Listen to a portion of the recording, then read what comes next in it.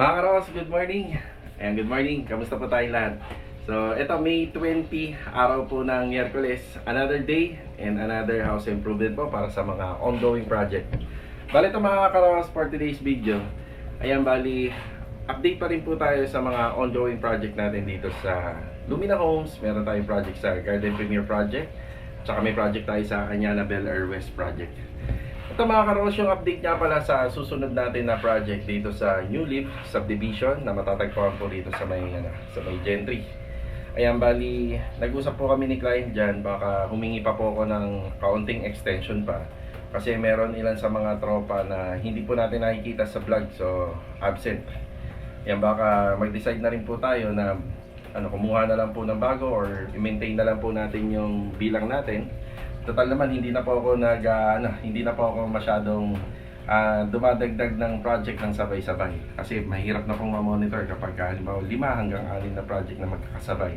Siguro mga 4 or 5 kaya, pero yung 5 papunta sa hanggang 10, mahirap na ho talaga. Dati nagagawa po natin yan. Ayan, maraming salamat po doon sa mga comment nyo. Ayan, maraming salamat. Yung tungkol sa kalusugan, tungkol sa mga suggestion sa karagdagan sa trabaho na makakatulong. Yan, maraming salamat po. Ito mga karawas, samahan niyo po muli kami ngayong araw po na Miyerkules. Enjoy watching, let's go. Tara. Mga karawas, kahapon bumili po tayo ng bagong compressor. Bali 2.5 oil base. So dun sa mga bumibili po ng air compressor, sabihin niyo po sa kanila kung para saan. Kung para sa pagbabarnis or sa pagpipintor sa pintura, oil base po yung pinakamaganda. Yan, para po rito sa pinakatangke niya, nilalagyan po ng oil yan para heavy duty. So para tatagal siya. Pero kapag air compressor na gagamitin lang po sa hangin ng gulong, sa mga vulcanizing, kahit hindi na po daw oil base. Sinishare ko lang po sa inyo yung mga natutunan ko nung bumili po ako dun sa store nitong Inco. Tapos ang kagandahan po rito sa binili ko, dalawahan na po to. Sa pagbabarnis po kasi may tinatawag na primer, may top coat. So itong binili po natin, isa 2.5, ayan, 2.5 HP na meron 50 liters na kaya niya pong mag air compressor ng 50 liters. Medyo medyo matagal po yun sa isang pintuan. Kabilaan, dire-diretso yung buga ng hangin, kaya niya. Tapos ito, mga 30 seconds to 40 seconds lang, puno kaagad siya, yun yung napansin ko. Tapos ang makagandahan po nito mga karawas, makikita natin dito, kasi may ganito na siya, makikita natin kung ano po yung kondisyon ng oil sa loob ng motor. Yan dito po, sa motor pala yung tinutukoy ko, hindi rito, hindi sa tangke, sa motor. So kapag medyo na rin po ito, kapag medyo maitim-itim na rin, hindi na maganda yung kulay, change oil na tayo. So may tinatawag din to na break-in. Siyempre bago, gagamitin natin ang gagamitin to. Pag nandito sa bahay, spray ko ng spray. And sa ngayon, meron pa naman po tayong isang air compressor na ginagamit dun sa Garden Premier Project. So sa ngayon, gagamitin natin to sa phase 3 at saka sa Anyana at saka sa mga kasunod na project. Yan, dalawahan na to. Yan ang maganda. Bali mga karos, ngayong araw, mag-electric bike lang po muna tayo. Mukha naman po maganda yung weather natin. Ngayon panahon natin alam naman natin, syempre mga electric e-bike hindi siya pwedeng mabasa. Pero meron na po talagang ngayon, mga naimbentong e-bike na kahit malakas ang ulan, hindi po pinapasok yung mga electrical niya. Ayan, ito yung dalawang e-bike natin. So ito yung gagamitin natin, yung pinakabago. So ito, kota na tayo rito. Yan, malaki na po ang naitulong nito sa mga project natin. Sa motor ho, hindi po siya masyadong nakakargahan. Ito medyo marami po tayong pakinabang dito kasi yung space niya pa lang po rito, banda sa harapan. Medyo medyo malapad yung pinaka-flat niya. Yung pinaka-platform niya malapad, kaya mas marami kang maipapatong. So ito yung gagamitin natin. Mag-electric bike tayo. Shoutout nga po pala kay Sir Mark Ian Cristobal. Yan, mabuhay ka hanggat gusto mo, sir. Yan, God bless. Tapos shoutout na rin po kay Ma'am Charmaine Mendoza. Yan, God bless po sa inyo, ma'am, from Pampanga. Yan. Tara. Mga karos, good morning sa mga client owner namin. Yan, nandito tayo sa Lumina Homes Phase 3. Yan, good morning din sa mga ano natin dito, workers. Yan, si Bilog may kinuha lang, ayun yung motor niya. Tapos si Master Jojo naman nasa Anyana West ngayon. Yan, bibigay po siya ng assignment po ron. So dito nga po pala mga karos, medyo nagkaroon ako ng konting problema sa roofing framing. Ayan, bali nagdagdag po ako. Ang ginawa na lang po natin dito sa labor is ako na pong bahala. Tapos sa materials po kay client owner na lang yan. Nagdagdag po tayo. Yan. Pampaano rin po ito, pampatibay do sa balangkas. So ito mas marami na po ang distansya nito every na po to. Every 50 cm. Yan, every 50 cm po yung distansya. Bawal po kasi ang rito mga karawa kasi bawal po kasi yung yero rito sa phase 3. Kung gusto mo makuha yung dineposit mong construction ban, yung construction ban payment, kung gusto mo makuha yung deposit nung kailangan sumunod tayo sa mga materials na pwedeng gamitin dito. Yan, naka PVC roofing lang po itong ibabaw. Ayan, nagdagdag tayo, bali na lang po yan, ipa-primer na lang tapos ita-top coat po ng black. Yan. Siyempre sa mga susunod na taon magpapa-maintenance si client ng bubong, magpapalinis ng aircon. Mahalaga po to na kahit papano po matibay po yung kanyang roofing framing para yung sa PVC roofing, kasi PVC roofing lang yung ginamit dito kaya medyo malambot po talaga. Ayun, kaya kailangan na dagdagan natin yung natin dito roofing framing. Ayan yung mga soleras nya, mas marami na. Ang ginamit naming additional na materials dito is 1 1/2 by 1 1/2 by 1.5. Ayan, buo na kagad. Nabuo kagad ni Bilog. 2 araw po niyang trinabaho yan. Ayan. Mga isa't kalahati, parang mga ganun. Kasi nag-umpisa siya rito nung nakaraan. Ano na yun? Pahapon na. Ayan, nagkaroon tayo ng konting problema lang dito sa sa roofing framing dito sa harapan, sa bagong project. Pero ito halos okay na po yan. Pero hindi ko pa rin po ina-allowed na kapag magpipintura sa taas o magbe-maintenance, kailangan pa rin magsapin po, magsasapin ng plywood. Yan, para mas makasigurado tayo. Bago ako umalis, nandun pala si Bilog sa tindahan. Ayan, nag-igib ng may inom na tubig. Okay, bali si Master Jojo mga after 30 minutes nandito na yon. Yan, ano lang po ng deployment sa Anyana. Tapos dediretso siya ng garden. Ako naman, diretso lang ako sa garden. Yan, ito lang muna yung gagamitin natin, electric bike. Wala naman tayo masyadong kailangan ngayon. Good morning! Shout out! Good morning po. Kanina na nasa tindahan kami, binati po tayo ni ma'am. Si Master Jojo nga pala, tsaka si Bilog, pinagtutulungan nila yung finishing carpentry rito. Bali kahapon lang tong inumpisahan TV console, kita nyo halos matatapos at mabubuo na. Yung mga finishing materials nito, baka ordering ko po mamaya. Pero may mga reference na kami sa sukat. Ang detalye nga pala nito, UV board and wall fluted panel. Tapos syempre may mga lighting installation. Tapos sa bar counter po, ang nito is tiles and stone cladding. Yung stone cladding po, yun po yung napili ni client, yung preferred niya.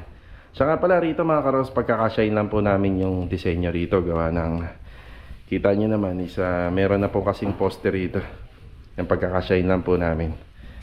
Ayan, bali pagdating ko po sa garden, hindi ako magtatagal, babalik po ako dito. Isa po to sa mga tututukan natin ngayong araw. Ayan, kailangan dito no? Meron po pala din yung mga saksakan pala ito. Babalik agad ako. Babalik agad ako. Ano ito, i-press na namin. Sige. So ito yung sa TV cabinet. Yan ang gusto kasi nila client, nandito po yung nandito yung pinakasupan nila. Tapos ito na lang na may mga gagawin, yung cabinet storage dito, bar counter. Itong sa bar counter, medyo medyo matrabaho po ito ng konti. Kasi gawa ng hindi na sana tayo mamumblema kung wala po ito. Yan, marami tayong iiwasan dito. Yan.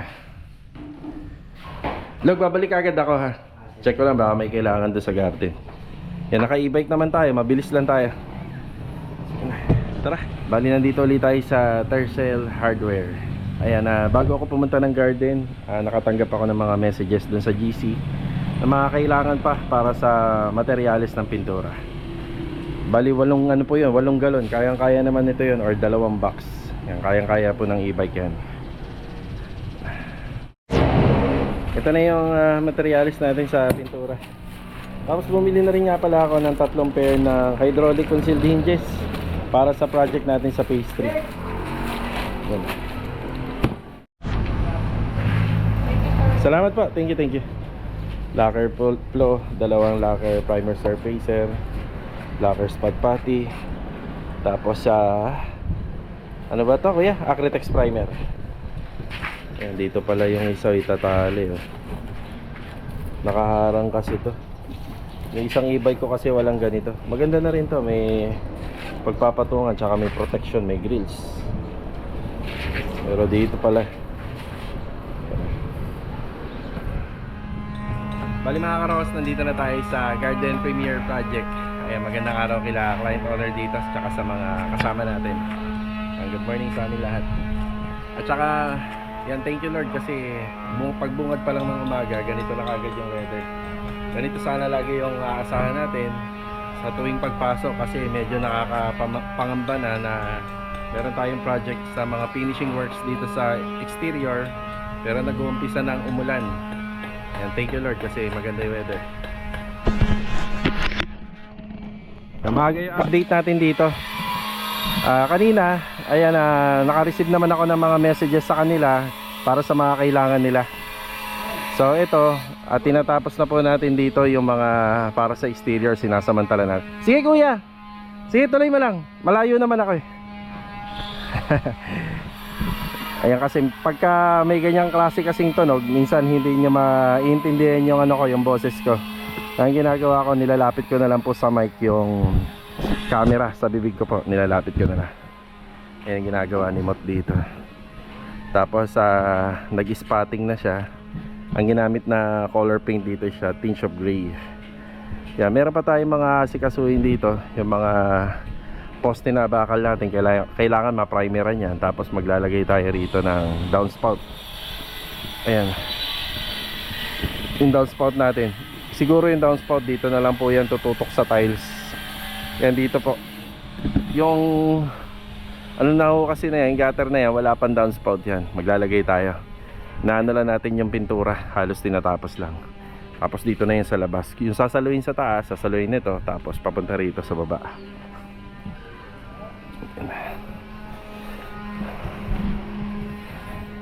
Sa paintworks, ayan na po yung mga nagagawa dito sa exterior.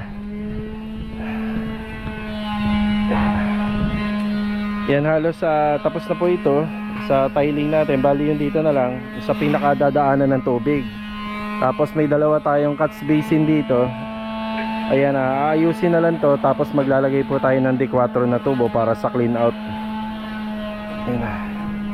Yan yung ibang part po ng tiles dito. Yan, tinatapos na lang ni Kuya Richard. Yung mga gamit natin, mga stock natin gamit po rito sa may labas pang exterior and interior, nilagay natin dito. May primer na rin to. Bali na si kaso ni Jamil dito yung sa TV cabinet natin dito sa first floor. Tapos itong pintuan, magkakaroon to ng design. Yan, si Jamil sanay na rito. Yan, bali wala na po sa kanya to. Magbibigay lang tayo ng konting instruction sa kanya. Mas maganda siguro, Jamil, makita mo yung picture, no? Ayun, mas maganda. Ay, marami naghahanap kay Jamil, oh. Naalala niyo ba si Irene? Si Irene. Sa Makati. Sa Makati. Ay, ano nga pala, condolence sa papa ni, ni Aileen. Aileen pala, Aileen. Hindi Irene. Yan, si Sir. Yan, naalala na, condolence. Na mayapa na po siya. Yan na. Tapos dito si Louie. Yung ano nga po pala dito, yung pinaka tawag dito, LED wall mirror nitong sa vanity. Ano po siya, censored. So, mas maganda ma-appreciate natin to kapag may pintuan na po rito. Dahil pagbukas ng pinto, kusa po siyang bumubukas itong part na to. Yan na, mga inaasikaso ni Louie rito. Yun sa shower heater, shower set, ayan, meron na rin. Bali galing po sa OBC yan, pati itong mga accessories natin dito, lahat sa OBC. Ayun, namatay yun. Ayun, tumuro ako, bumukas, ang galing yan. Tapos nag-a-apply na si Louie rito ng ating grout para rito sa mga kantuhan. Ayun, ang ganda nung sa kanto ng niche. Papasok ako ha. Ayun sa niche. Lilihain na lang po ni Louie to. Yan. Tapos ganun din po sa kanto rito. Tapos ito, nagpa-order na po tayo extra hardener tsaka extra lumax. Ano pa ba ito? Wala na. Ito na. Sa TNB.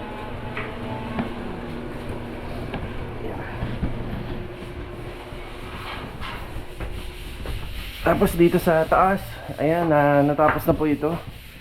Yung abang na lang po ng wiring para rito sa wall. Kasi kailangan din po na may ilaw rito para maliwanag. Yan, para maliwanag po rito. Yan, natapos na rin to.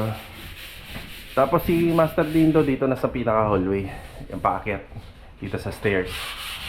Saka pala mga karos, ito po ay sa pinapatanggal ko muna pansamantala.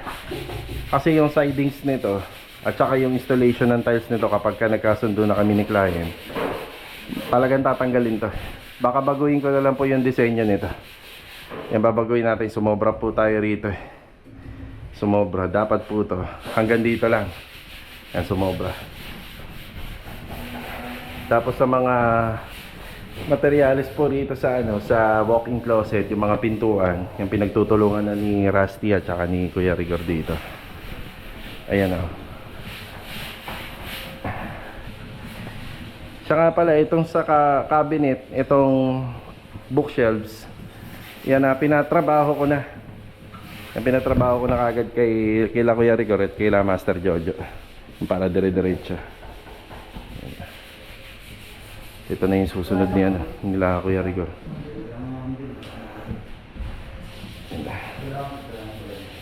Sa Babaras, marami sila ron. Baka meron pa. Kaya din daw may extra handle ka po dyan, roller. Opo. Meron dito? Meron daw dito. Ayun na. Ay, dyan, ano, Bob? Dyan. Nakita na po, Kuya. May mahaba dyan. Bali si Kuya Dindo po muna rito. Tapos nagkausap kami ni client owner na baka sila po daw ang titingin ng binil ng para rito.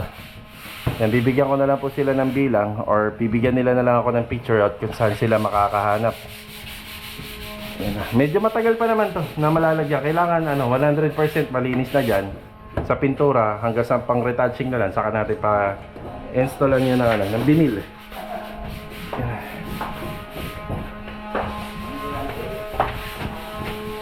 Yan, okay na po tayo rito. Yan, nakapag-meeting na rin naman po kami.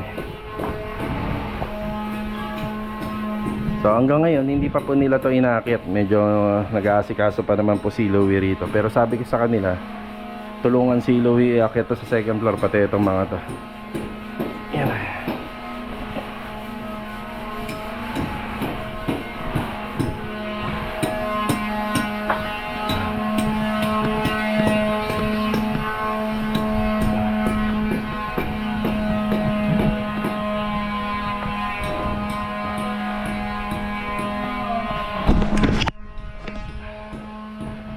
Ayan mga karos, okay na po muna tayo rito. Yan, babalik na lang tayo rito mamayang hapon. Sana hindi naman po mag-uulan-ulan. Babalik tayo ng phase 3. Tara. Balik tayo rito sa project natin sa phase 3. Yan. Hydraulic na lang to, Jo. Para rito. Yan, nagdagdag lang naman tayo na rito. Wire, utility box, flexible at saka yung hydraulic concealed hinges.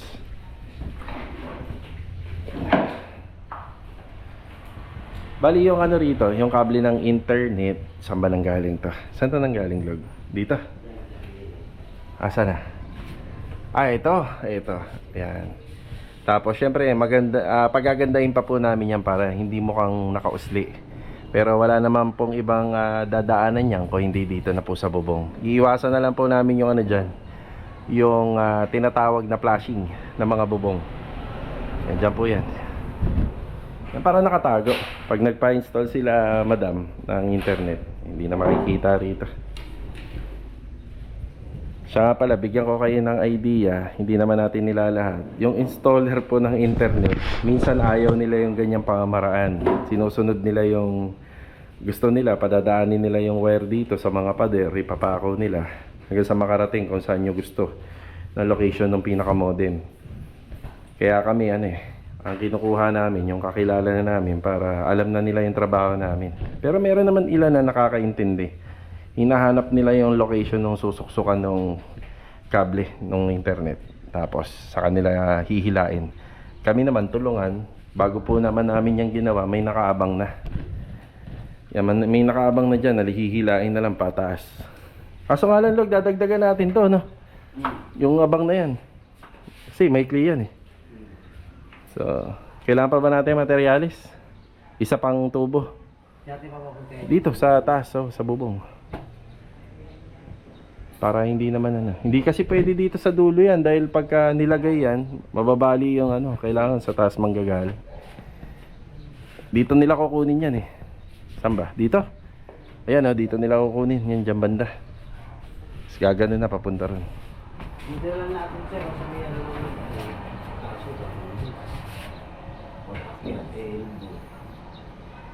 Dito natin sa gitna. O yan, kung saan mas maganda. Klaseng na kasi. Hindi, dito. Sa taas. Tapos dadaan doon sa gilid. Tapos i-elbow na pa ganun. Papunta rito. Oo, papunta ron. Medyo tricky nga lang pero malinis din yan. Diba? Tapos pipinturahan na lang natin ang kakulay ng pintura. Dito lang siya. Oo. Elbow yan elbow at saka Ano yan? 3/4. Apat. 4 na elbow. Yung ano lang siya, yung long. Oo. Hindi, yung short yan. Oo, yung short.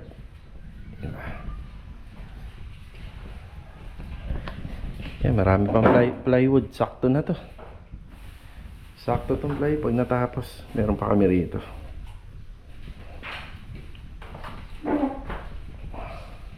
Okay na. Thank you. Salamat. Hindi, okay na ito. Ayan na. Bali, additional na pipe, elbow, at saka wire uli. Ayan. Inasikaso ko muna yung mga kailangan para sa ngayong araw. Mga importante. Yan kasi yung linya na yan, putol na po yan hanggang dyan. So kailangan namin mailinya yan hanggang doon sa taas. Log, ito na. Tapos nagdagdag ako ng 5 metrong wire. Ayan.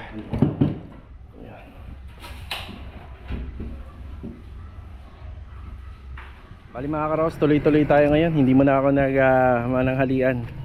Yung truck na yan, hahakutin po yung mga pamorma doon ng Coco Lumber at saka ng mga pamorma ng ating mga poste. So malaking katipiran na kay client yun kasi hindi na po natin pababayaran kay client yun. Yung nandun kanina sa bodega. Tapos yung service lang is 1,600. So sa 1,600, pero yung mga na yun, lagpas po na yun. Lalagpas po ng 10,000 po yun kapag ka nadala doon. Pero nailibre na ni client yung 10,000, howling lang.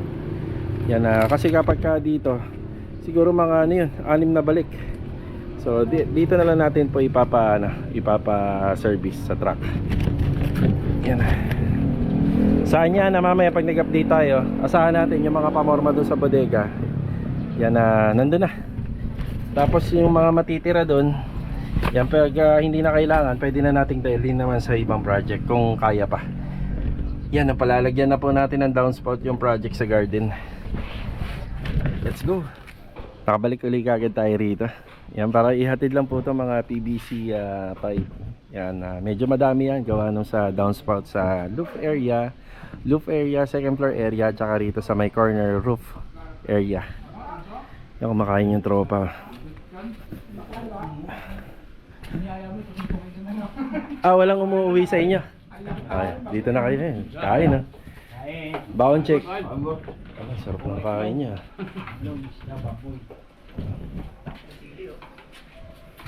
Ang baon mo, Jamil? Langgam. Kinakain na pala ang langgam ngayon. Ba't nilanggam? Nilanggam yung ulam. Inunahan.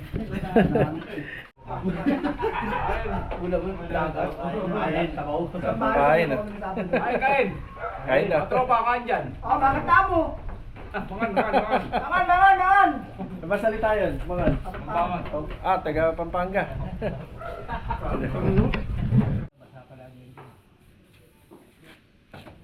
Pero ito pa tayo kayo na yung patak-patak eh. nakita niyo? Ganun patak-patak ang inikot talaga yun. Pero yung inikot na lang nakita yung puta si Oo, kapag ka, yung gano'n ka bilis ang takbo. patak-patak ko yung layaw.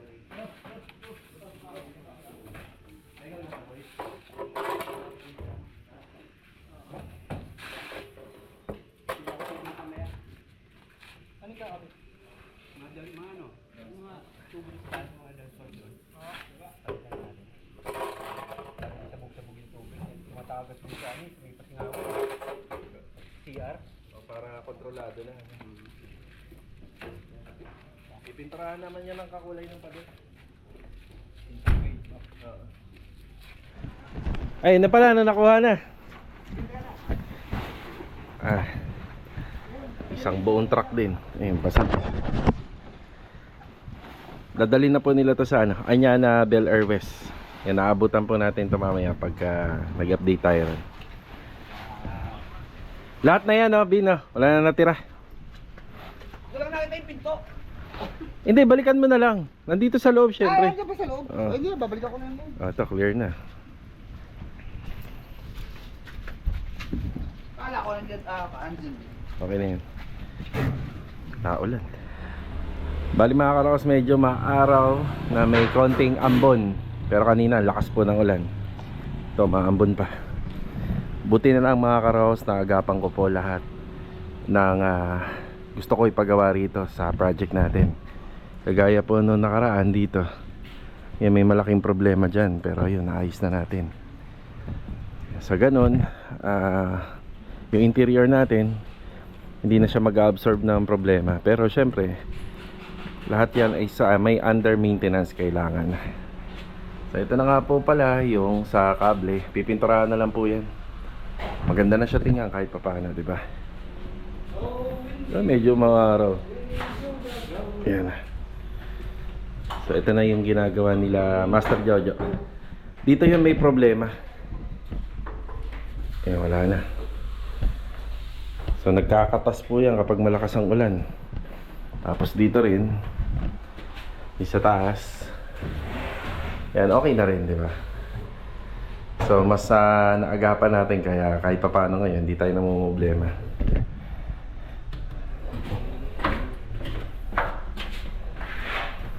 Yung sa bar counter. Yan na. Hindi nga lang talaga siya may isasaga dito mga karos kasi kami na po yung gumawa ng sukat. Tapos itong area na to is area na kung saan pwede pang mailagay yung water dispenser. And dito sa area na to. Tapos gagawa na lang kami ng shelves dito. Tapos dito yung wine rack na may ilaw.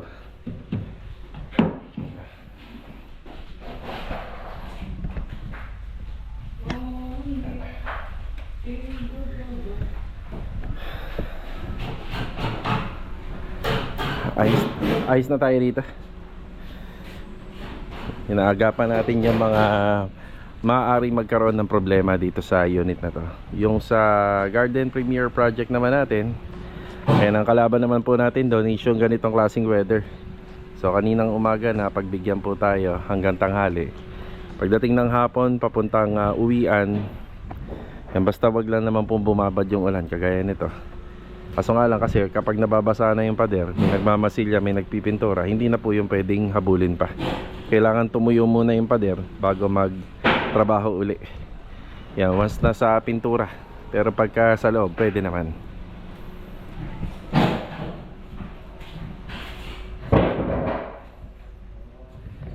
Bali mga karawas, nandito na tayo sa Anyana Bel Air West project. Ayan, mag-aalas 5 na po ng hapon. Ayan, bali nakarating na nga po pala rito yung mga yung mga stock po natin doon sa bodega na mga coco-lumbers at ilan pa sa mga pwede pang gamitin dito na pamorma. Saka pala mga karos, magandang araw kila client owner dito. Yan, bali ina-arrange na lang natin sa sobrang dami din po kasi makakaabala po yan dito sa sa construction area natin. Bali ang mangyayari po dyan ay ipapasok po namin yan doon sa loob lahat. Yan, bali nakatayo na lang po. Sa dami niyan, sa nakikita ko naman baka may bibilin pa rin tayo, pero hindi na siguro ganun kadami. Malaking tulong at malaking save na rin yan sa may-ari ng bahay. So yung iba magamit pa sa ibang project pagkatapos. Yung iba naman siguro mapagpipilian na, baka ma-reject na. Ito lang kasi yung magandang araw para ma-deliver na po yan dito. Kasi dun sa bodega po kasi mabubulok po yan kapag patuloy ang pag-ulan. Araw-araw na nga po palang umuulan. Kamusta rito kaya ba? Umulan din po rito? Umulan? Umulan, di ba? Malakas ulan kanina. Malakas. Magandang araw kila Kuya Sandy, kila Kuya Boy, tsaka kay Epoy. Yan, makikiranan tayo rito. Yan, konting pasilip and update na rin. Medyo mataas naman ang kisame rito, kasya rito yan. Yan, itatayo na lang po dito yan lahat. Yan na, pinapalitadahan na po ito. Tapos nakailang butas na tayo rito. May buhos na rin to. Pangalawang butas na po doon, nakapagbaba na sila ng parilya rito. So sa nakikita ko, yung structure dito sa gilid, yan pwede na po nating ayusin yan. Pwede na tayo magpatayo ng poste rito. Yung dito naman, alalay lang naman yung gagawin natin dito sa slab. Kasi ano yan, naka cantilever po yan. Tatlo lang sila rito pero masikip talaga, masikip yung lugar. Gusto man natin tong pabilisin, hindi naman pwede kasi wala talaga tayong hiwalay na stockpile eh. Yan pagkakasyahin lang natin lahat. Kita nyo, ang dami rin ng mga gamit dito. Ay mga karaos, bago matapos yung vlog po natin, ito shoutout kay Ma'am Girly Zambrano Santiago from Sunrise Place Subdivision na malapit sa Riego de Dios Subdivision. Yung comment na to nanggaling po sa nanggaling po to sa Facebook account natin, Alicia Nakira. Yan, alam ko naman nanonood po sila rito sa YouTube channel natin. Yan, shoutout na rin po kay Armida Ocalina Adriano. Ayan, binabati ko po ng May 22 birthday ang nag-iisang anak po nila na babae na si Iris Adriano from Tondo. Yan, God bless and ingat palagi. And happy birthday po to sa anak ni Ma'am Armida. So ito mga karos, hanggang dito na lang po yung vlog. So kita-kita na lang ulit tayo sa susunod na video. Yan, God bless. Ito, paalam po muna. Tara.